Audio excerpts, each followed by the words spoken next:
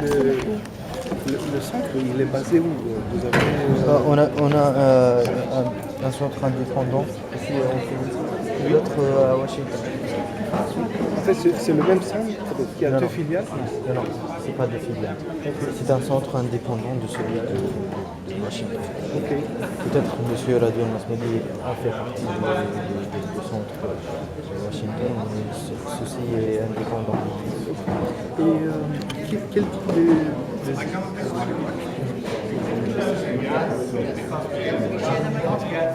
Akali en face.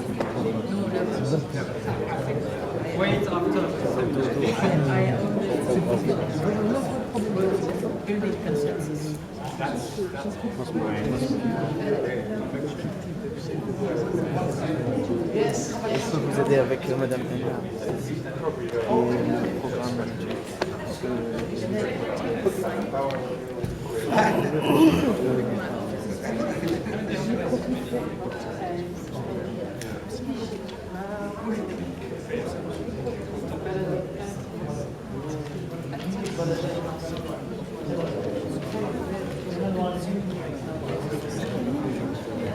نعم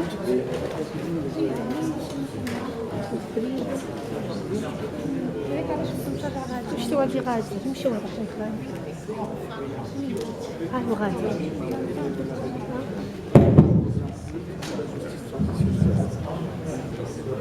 بسم الله الرحمن الرحيم. Good morning and thank you very much for joining us today for this roundtable discussion. My name is Radwan Masmoudi. I'm the president of the Center for the Study of Islam and Democracy. It's a pleasure to welcome you today in Tunisia. And for this roundtable discussion, we wanted to take advantage of the presence of so many experts from all over the world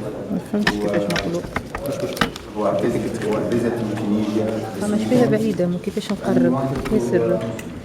Listen and hear from you, from these experts, about how they look at Tunisia and how they see the developments in Tunisia. It's okay to be positive, but it's also okay to be critical, because we realize that it is still work in progress.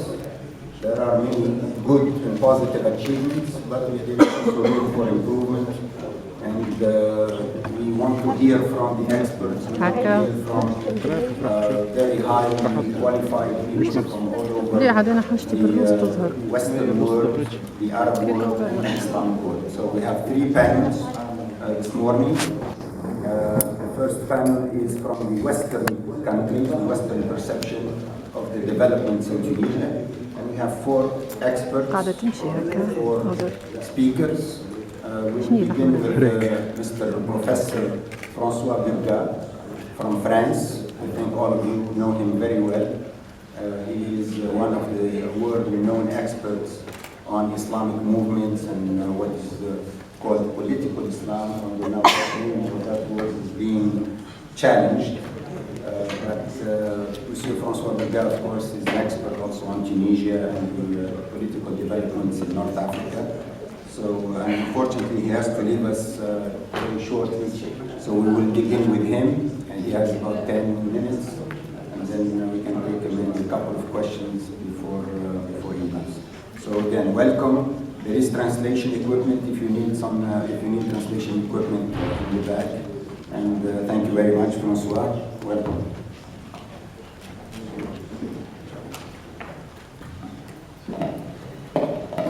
Merci, Monsieur le Président. Thank you so much to you, Radwan Masmoudi, for inviting us with Hizb al-Nahda today to be here, but also for your work, for your energy for the past few years, when things were not so easy that you would be invited in Tunis officially. It reminds me that I had to stand a few hours yesterday at the airport as a remembrance of my gold medal of being prohibited to enter Tunis since 1992. They kept you at the airport for 2 hours? Yes, Yes, every single time since I came to Tunis, even after spring. I call it my gold medal. I'm really proud of it. Thank you to you and thank you to Nahra for this opportunity. Is it possible to summarize the Western or the European attitude toward the political transition in Tunis in a few minutes? No, it is not possible. But I will nevertheless face the challenge with a few proposals. I will do some kind of Franco-centrism. I will concentrate upon the attitude of France, but I think that there are good reasons to do so, since the position of France inside Europe when it comes to understanding what's going on the south side of the Mediterranean is very central. Before we move to the position of France toward what has been labeled Tunisian Spring, we must remind briefly, this is not the most sympathetic part of my talk, we must remind what was the position of France before. When I have to summarize, I sometimes relay upon a cartoon that was published in Le Canard Enchaîné in 1995. There was a child asking to President Chirac, would you please explain me, President Chirac, why do we support all Arab dictators? And President Chirac would answer, you know, my son, the people no longer want to do so, so someone has to do the job. So French policy toward dictatorship throughout this part of the world was very supportive. Now, what did we do facing the first weeks of the popular uprisal? I'm going to tell you a secret. We did the best that we could do.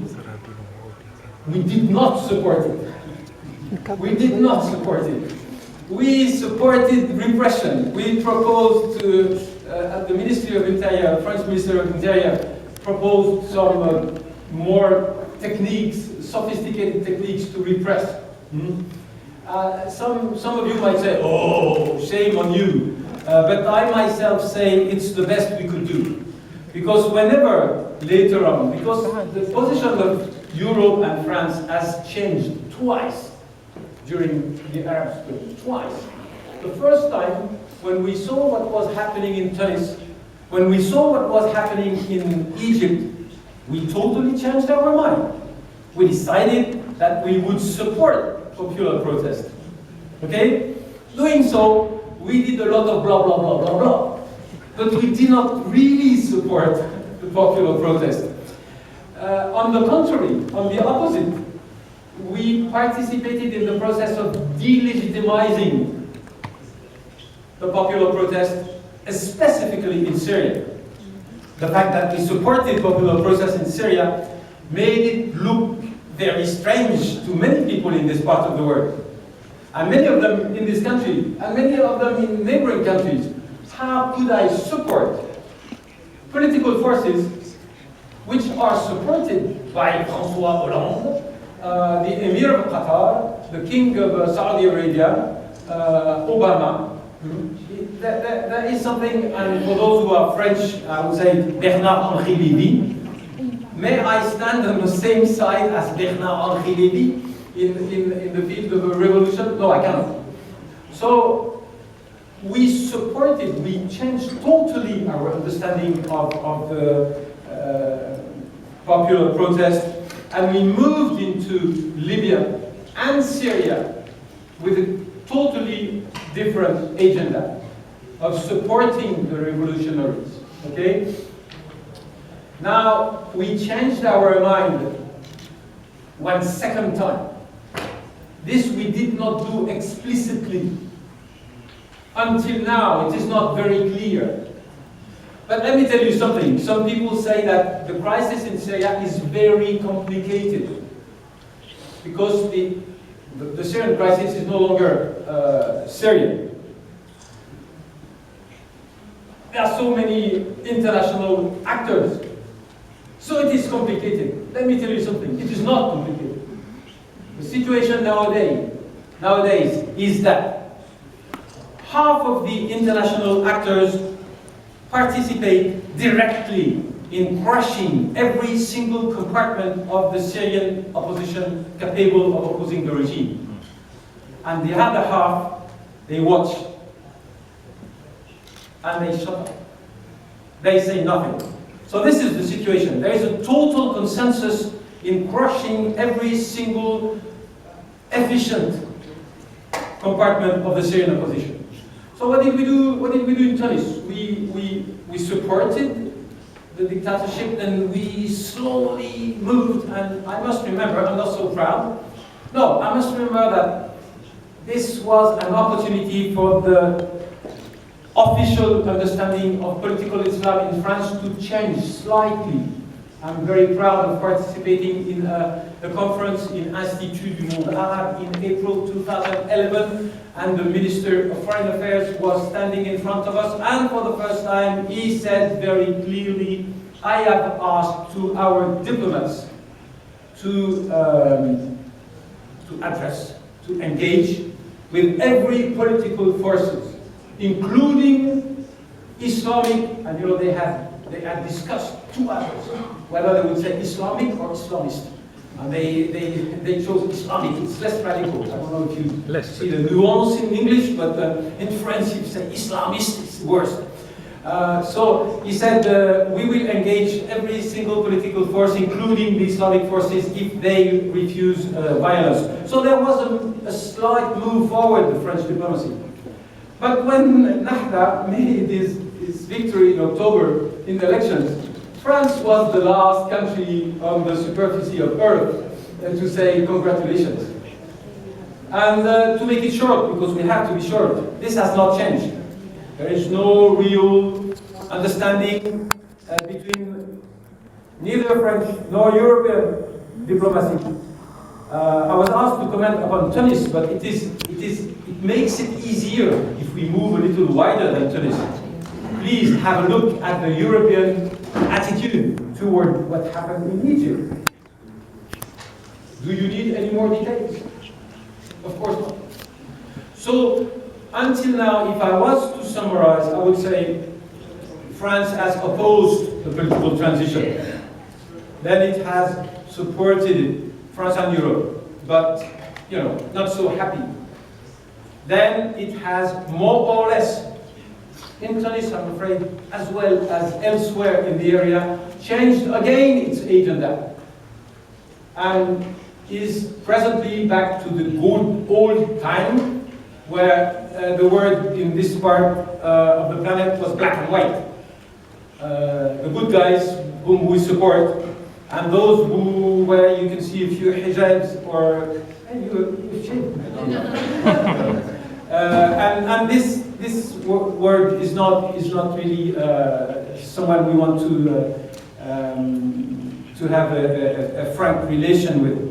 This is why, and this will be my conclusion, this is why I don't want to interfere with political dynamics in this part of the world. They are in the hands of the Tunisians and the Arabs.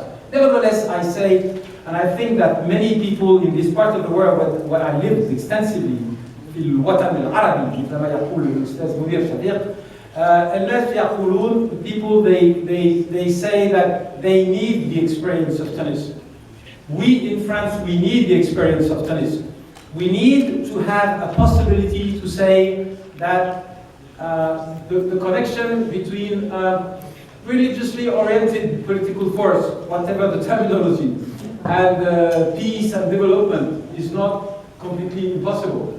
This is why, not as an analyst, but as a citizen, I wish that, however limited, whatever the contradictions, whatever the limits are, there are limits when opposition is governing on the same seat as the former unique party. There are contradictions, there are limits, but the good part of it seems to me, until now, stronger and brighter than the dark side. Thank you so much for your attention.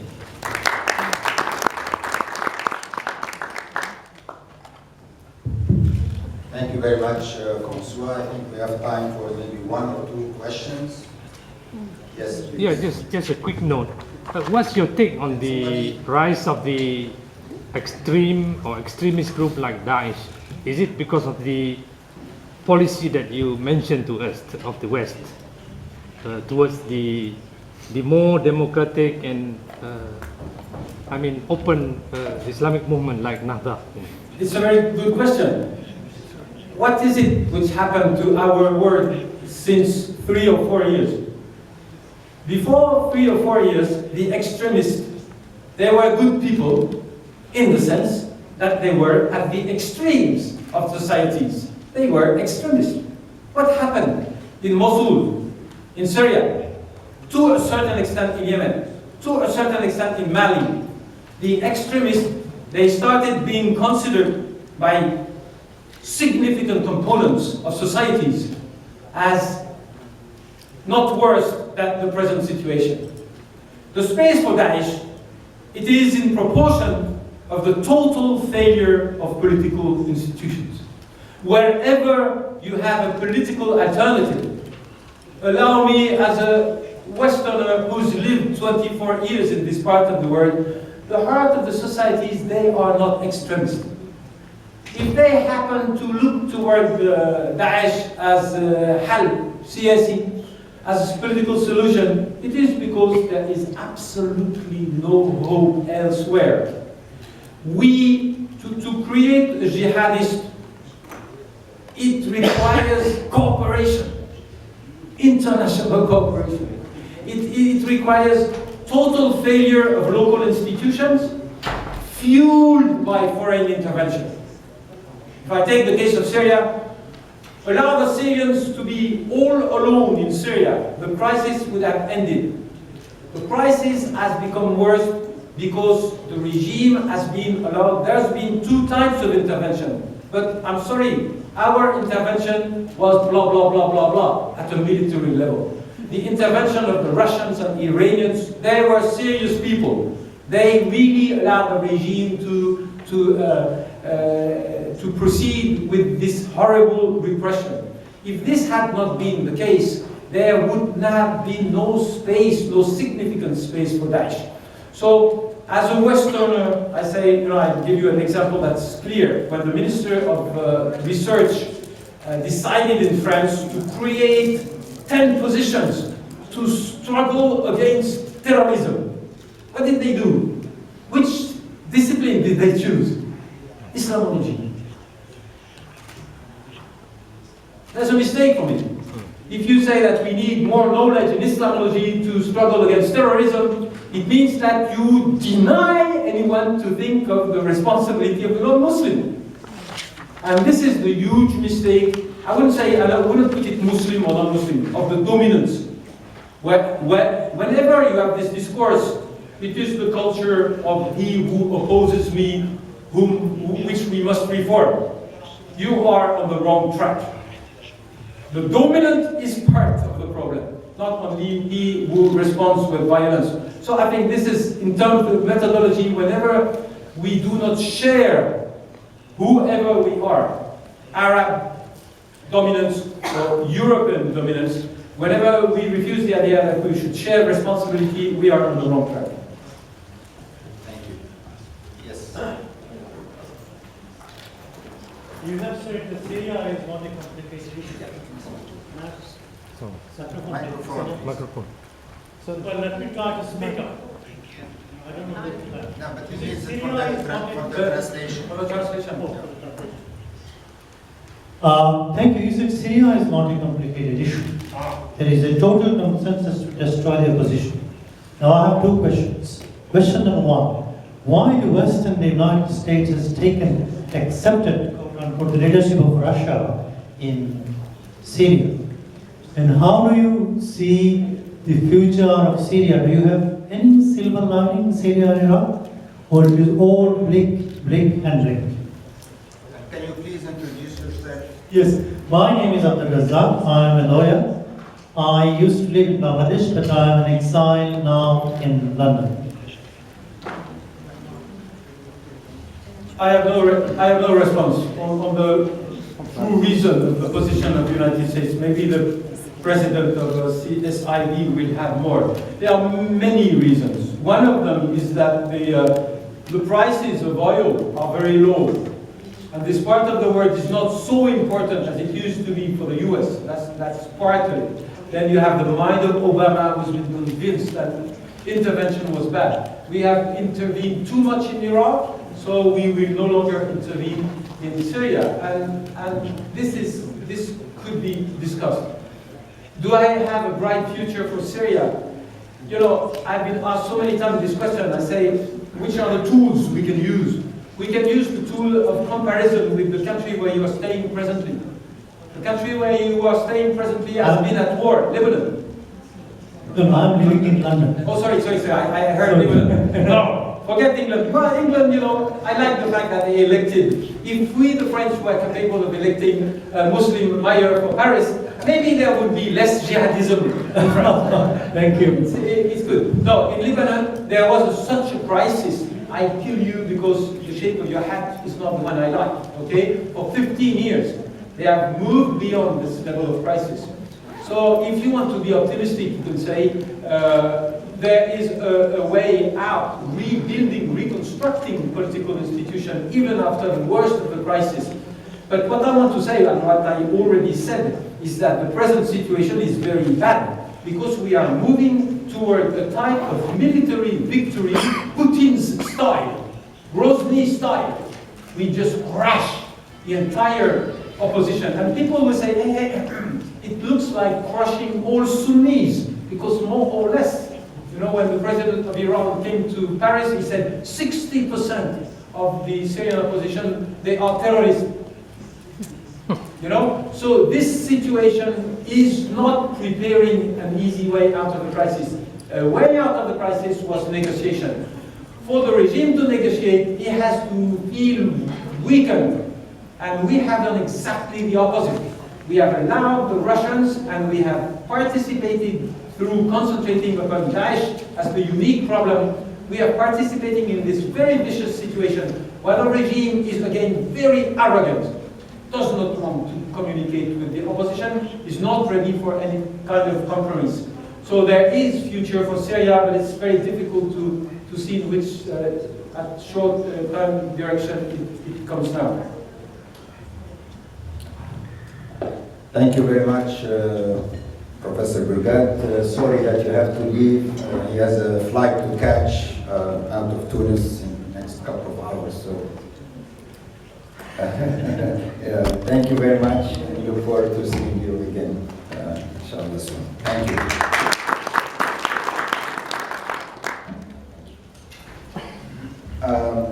Our next speaker is Mrs. Salma Atalwa Jan.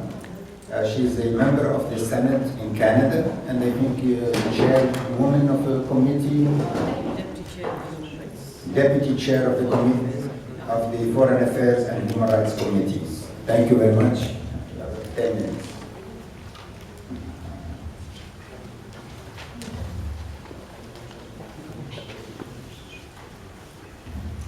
Bismillahirrahmanirrahim. Assalamu alaikum. I just want to tell you a bit about myself, just to put into perspective that the views that I'm expressing are my own as someone who follows political leadership throughout the world as a Muslim.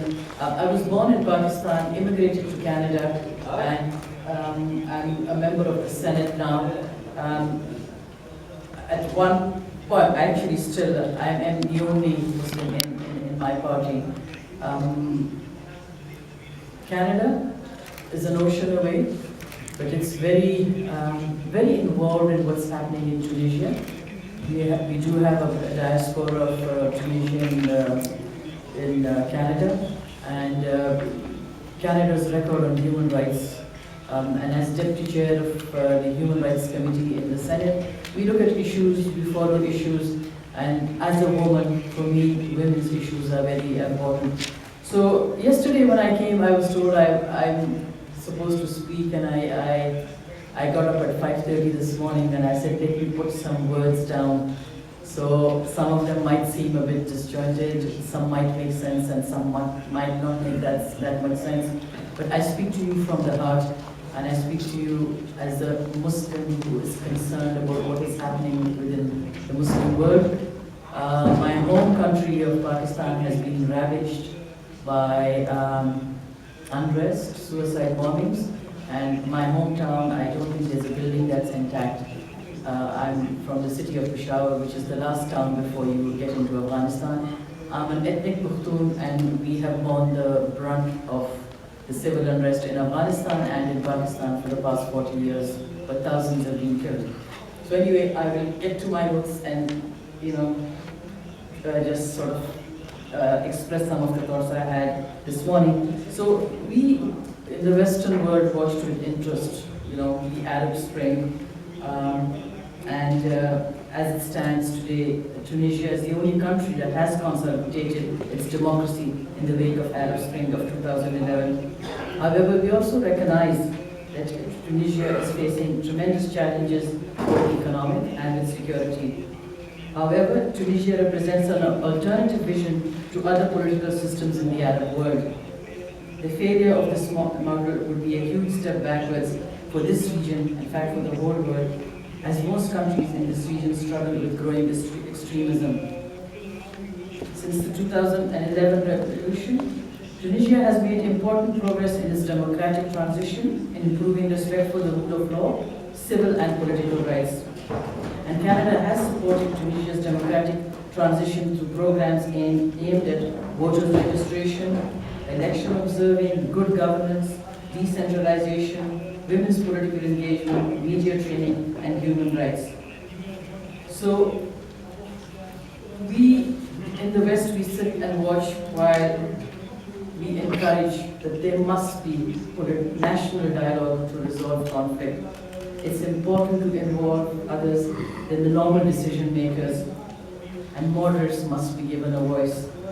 And the inclusion of youth and women is crucial. But Tunisia should be proud of its record of inclusion of women in the political scenario. But women must be given decision-making positions too. Well, I do a lot of conferences throughout the world, and I am still quite surprised when political leaders, community leaders, civil society feel that the fact that women are involved in politics is enough, and they don't really need to be in roles where they can make decisions. And I remember this one conference in Bangladesh, where we were talking about violence against women and girls in the Asian Pacific. And we went around the table at the end of the conference and asked, they were dealing with parliamentarians, and asked, what have you learned? And the one parliamentarian from a country I don't want to name said, you know what, you women need to teach your daughters to be better wives. Well, that time has gone. Women need to have their rightful place in the running of the country. Women need to be sitting at the table where decisions are made. Because if you do not include women, you're basically not including, in most countries, 50-51% of the population. So, however, I would also like to see women as leaders in political public spheres, but media also must give equal coverage to female politicians. In most countries that is lacking. The media will just to talk about how women are viewed, because I'm talking to you as a woman. In Canada, one of our mayors did an experiment recently where he wore the same suit for 15 months to office. Nobody noticed. But if a woman would do that, even for 2 days or 3 days, she gets noticed. So we have to learn to judge women, not on their appearances, but in the work that they do and the work that they're capable of doing. And when I come to Tunisia, this is my second visit, I'm happy to see that women are involved. I do see women, because in a lot of countries that I go to, I do not see women being involved. But I would like them to be in decision-making roles. That's what I am stressing. So Tunisians look to their leadership, and political leaders play a great role influencing community. And political leaders have a huge responsibility to guide the people, because people learn from their leadership. People learn what is the acceptable course of things. If they wish to, amongst a whole series of choices, you can only get ahead by making goods and services that people voluntarily want to buy. Voluntarily want to buy because they believe those goods or services make them better off. So you move from a society where you get ahead by making people worse off to a society where you can only get ahead by making people better off. That's a profound change in dynamics.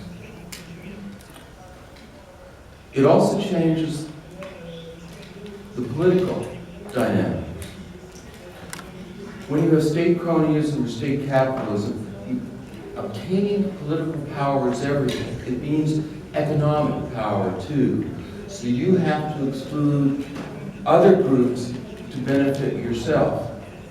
With economic freedom, with free markets, you get ahead not by excluding others, but again by producing the best products. So instead of having group set against group, if anybody from any group can form a business, you start cutting across these lines. People from other groups become your employees, your suppliers, your customers. Now, I'm just going to show you some quick graphs. These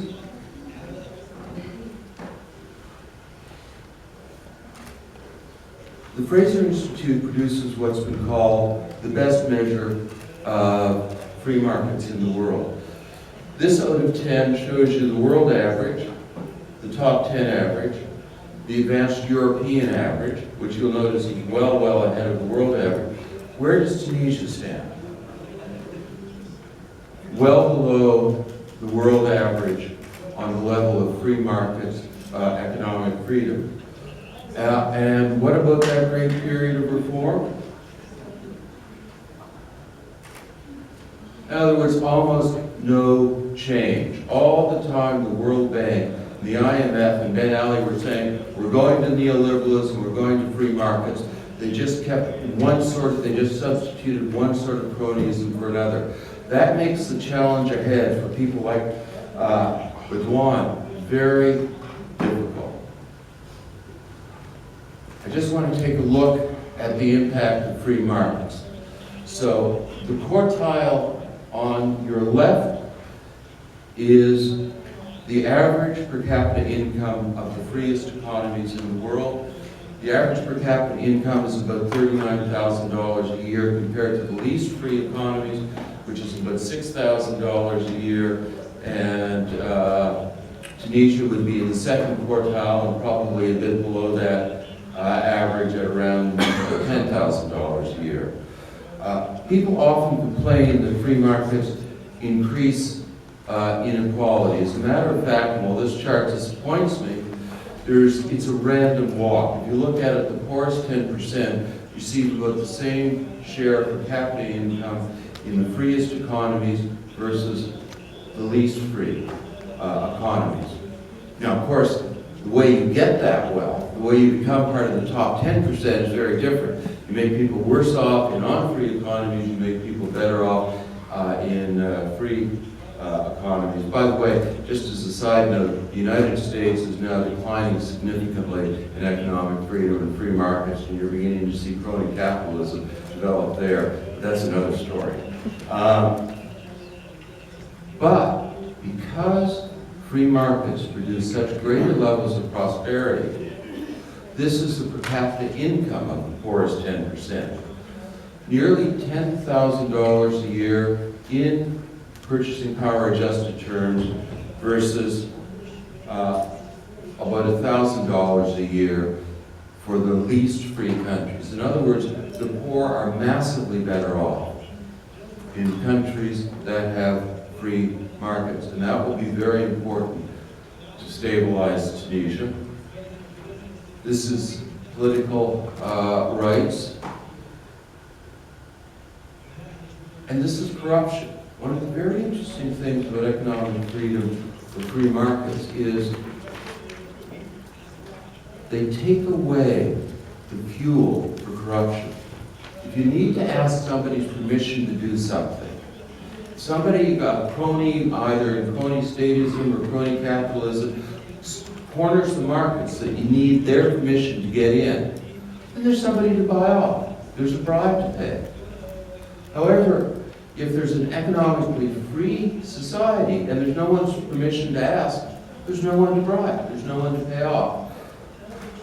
By the way, I should say these slides are just snapshots in time, but they're all supported by very significant research. Economic freedom and life satisfaction or happiness.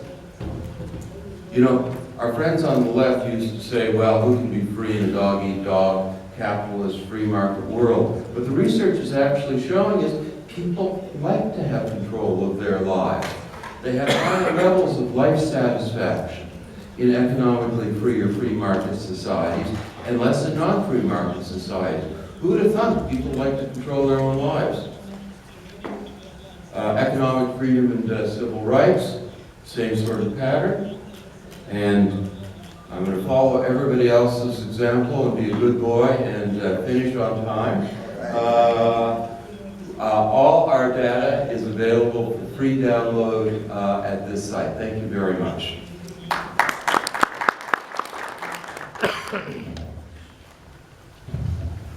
Thank you very much, Fred. And now our last speaker for this panel, Mr. Thomas Lipp, head of the Religions for Peace and the European Council of Religious Leaders in Switzerland.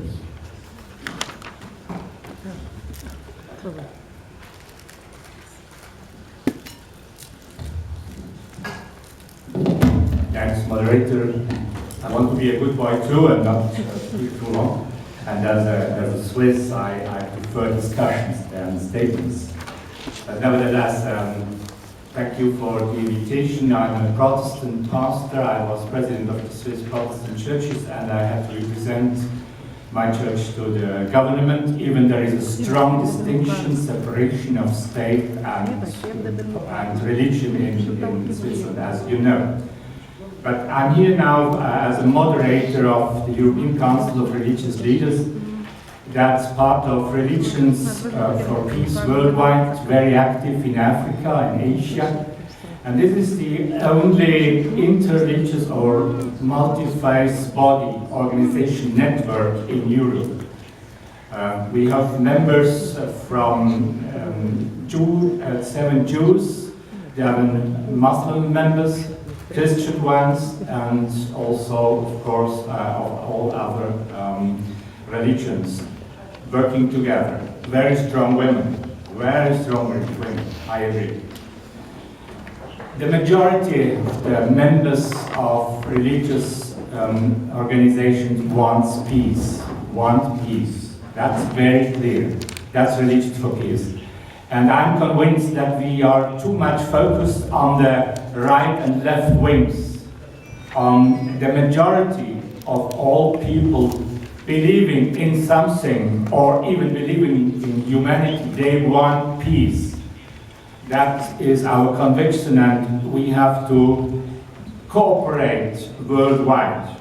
We do it in Europe in building interreligious councils in many countries, because it's our conviction that religious religions have a huge responsibility to support society and politicians in building a peaceful society. They play an important role. So we are dealing now for the moment with the migration and refugee challenge in Europe. There's a huge challenge. Having 2 million people from other cultures and religions is a chance, but also a challenge. And we have to be very careful how to do it. Or we have a project as an example, because the mayor of London and the mayor of Berlin and other mayors, they are interested to know how the big cities in Europe are dealing with this multicultural, interreligious challenge. And so we are the platform, European Council of Religious Leaders, for the sharing of best practice. I have two points to our today's question. The first one, the democratic transition from outside. People in Europe and in my country, in Switzerland, are very aware what happened in this region and in Tunisia. This very interested, you mentioned, transition to an Islamic-rooted, democratic, open, transparent society which allows plurality in thinking and living. That's a very interesting process, and you are an example with great importance, not only here in this region, but also in Europe. I think Tunisia plays a pioneer role in this movement, in this work. I'm aware that you deal with many obstacles and very much a lot of tensions, but nevertheless, as a Swiss and a European, we learned that this process needs time and patience, and needs a common vision, a spiritual and intellectual vision. And I think yesterday I had a discussion with many people. It's important to have this vision. All over the world and also in Europe, we know from the past that in this region, Arab region, the religions, they cooperated very well together. They live together. And we need to have this vision that being from different religions doesn't mean to have tensions. No, it does mean to cooperate. And this transition of Tunisia needs time. You remember that Switzerland had 900 years to do it. 900 years. And yet, we have to be very careful and to make the young generation aware what democracy means, what it means from inside.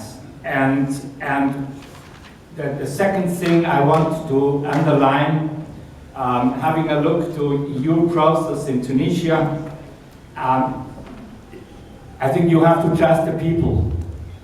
In our direct democracy in Switzerland, we have these votations every 2 months. And we are asking people, what do you think about this and this and this? And sometimes we are a bit afraid, what does the population say? And you have to trust. I think in the whole history of my country, to trust the people is the best way. Even sometimes they make decisions I don't understand and I don't agree. I remember this crazy banning of minarets in our constitution, but that will go over. Our Swiss Muslims are very pragmatic. We say in 20 years we will change this paragraph of the constitution. We don't fight. I'm happy about this. So to trust the people means for the politicians that you have adult citizens. They will talk about our country, our future. It's not the future of some leaders somewhere, it's our future. That's democratization. And the second point, it was mentioned, the integration of the young people. I understand very much, and I had a talk with a minister of the government yesterday, the perspective for the young people. Young people are not the future of a country. They are the present. They are present now and here. And the second point, I hope I'm in time. Yes, the role, religion is a fact.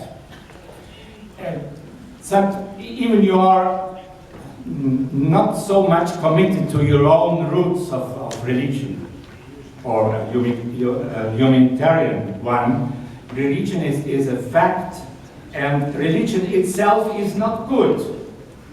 It's not good. To quote our Holy Scripture is in a way neutral. We have to interpret, make a good interpretation of religion with the heart and the head. And so as religious leaders and believers, we are in a common challenge. I had a discussion with Sheikh Al-Tayyib from Cairo. He said in a conference, Islam has nothing to do with violence. I couldn't lay this from my own religion, Christianity. Of course, we have to be serious and to ask, where are possible roots of violence in my own Christian tradition? And so I think everybody has to do it. It's not my role to tell you what you have to do with your religion, but we have to be more honest. And there is a misused Christianity. I could give you examples. It's not only the Islam. So we have as religious leaders to be very honest together, that we have the ambivalence of religion to the good and to the bad being instrumentalized by nationalistic politics.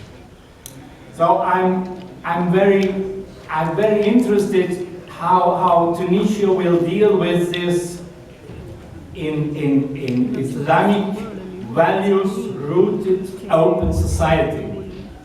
That's very interesting how you deal with it, and to become an open, pluralistic, in Islamic values-rooted society. That's a very important process. And I think the religious freedom, equal rights, human rights is the basis of a new society.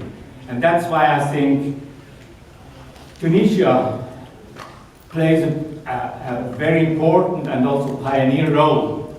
And we in Europe, we can learn from your experiences here. Thanks a lot.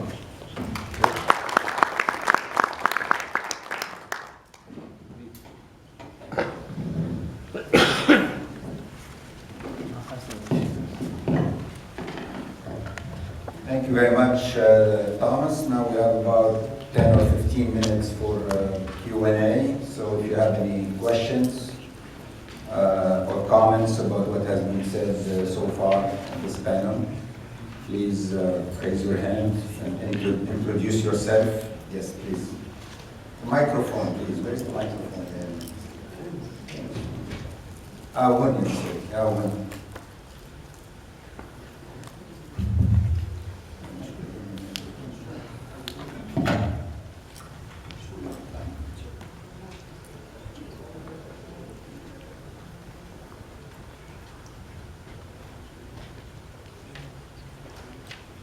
Thank you very much for some really